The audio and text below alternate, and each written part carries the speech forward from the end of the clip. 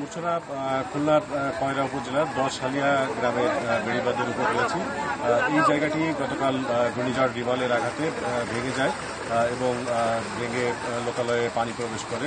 ঘরবাড়ি, ফসলি জমি, চিংড়ি ঘের এগুলো প্লাবিত হয়। সকাল 8টা থেকে পানি উন্নয়ন বোর্ডের তত্ত্বাবধানে শ্রমিকরা এখানে বেড়িবাঁধ মেরামতের কাজ করছেন। আর খুলনা পানি উন্নয়ন বোর্ড দুইয়ের আওতায় প্রায় 10 কিলোমিটারের মতো বেড়িবাঁধ ভেঙে গেছে, কোথাও ক্ষয়ে গেছে, ফসে গেছে।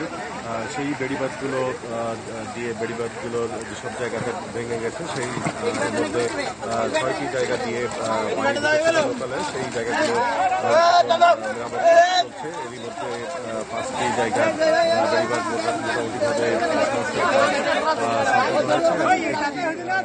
জায়গাতে এখানে কাজ চলছে। এর পাশেই আরেকটি জায়গাতে বেড়িবাঁধ ভাঙা রয়েছে, সেখান থেকে হয়তো জোয়ারের সময় পানি উঠতে পারে। আর যে জায়গাটিতে এখন মেরামত কাজ চলছে এখানে হয়তো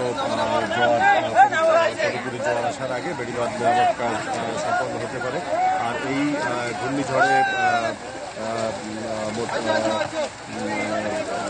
প্রায় 4,52,200 মানুষ ক্ষতিগ্রস্ত হয়েছে এবং 76,904টি ঘরবাড়ি আংশিক এবং সম্পূর্ণ ক্ষতিগ্রস্ত হয়েছে। এছাড়া 3,300টি পুকুর এবং 5,575টি চিংড়ি ঘের ভেসে গেছে। এর ফলে মৎস্য সেক্টরে প্রায় 168 কোটি টাকার ক্ষতি হয়েছে। এর পাশাপাশি কৃষি ফসলেরও ক্ষতি হয়েছে। প্রায় 12,715 হেক্টর কৃষি জমির ধান, পাট, সবজি এবং তরমুজ এগুলো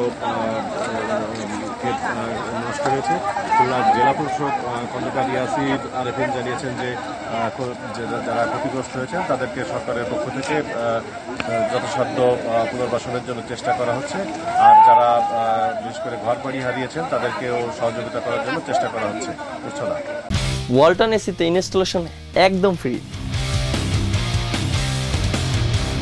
মামুন, আপনাকে ধন্যবাদ। দর্শক, এবারে বরিশাল থেকে আমাদের সহকর্মী যুক্ত হচ্ছেন।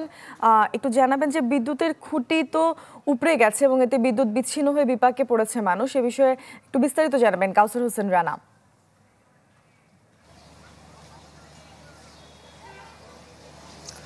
হ্যাঁ মূর্ছনা, ঘূর্ণিঝড় রিভালের প্রভাবে গতকাল যে বৃষ্টি হয়েছে এবং ঝোড়ো বাতাস বইছে, সেই বাতাসের কারণে বরিশালের বিভিন্ন স্থানে কিন্তু খুঁটি উপড়ে পড়েছে।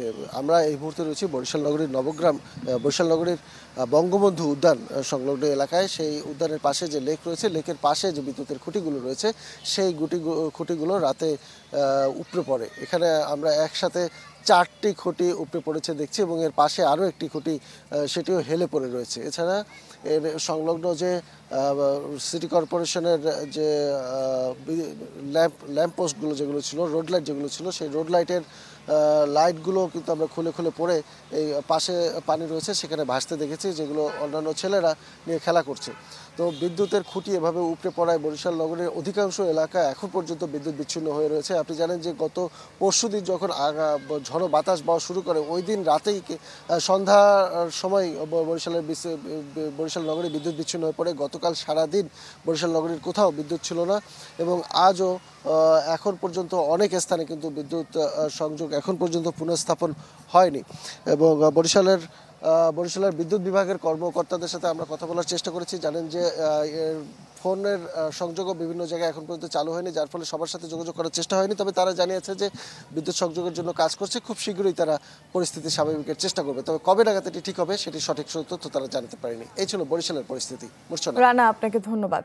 দর্শক, এবারে বাগেরহাট থেকে আমাদের সাথে যুক্ত হচ্ছেন সহকর্মী আরিফুল ইসলাম। আরিফ, একটু বলবেন যে বাগেরহাট এবং সাতক্ষীরা অঞ্চলগুলোতে চিংড়ির ঘের এবং ফসলি জমি বেশ মারাত্মকভাবে ক্ষতিগ্রস্ত হয়েছে, তো এখন সেখানকার কি পরিস্থিতি?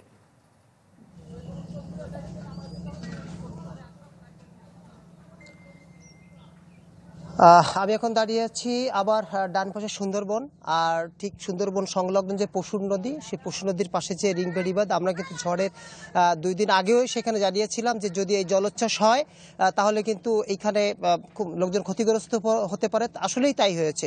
ঝড়ের পরদিন অর্থাৎ গতকালকে এখানে পানির উচ্চতা যখন বেড়ে গিয়েছে, তখন ঠিক পশুর নদী থেকে জলোচ্ছ্বাস এসে এখান থেকে যে রিং বেড়িবাঁধের উপর যে ইটের গাঁথুনির রাস্তা ছিল সেটা উপড়িয়ে লোকালয়ে চলে গিয়েছে এবং এইখানে রাস্তা কিন্তু কিন্তু ভেঙে গেছে, অনেকের পাশে যারা ঘরবাড়ি ছিল নদীগর্ভে চলে গিয়েছে।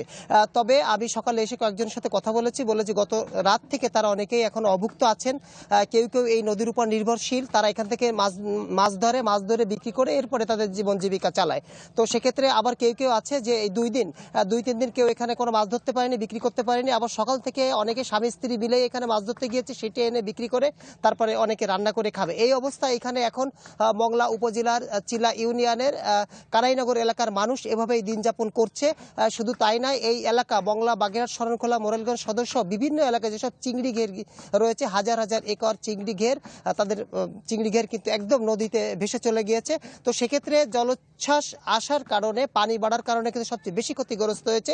এখন তাদের একটাই দাবি যে সরকার যেন তাদের পাশে দাঁড়ায়, জনপ্রতিনিধিরা যেন তাদের পাশে এসে সহযোগিতা করে, না হলে তাদের আরো কষ্টে জীবনযাপন করতে হবে।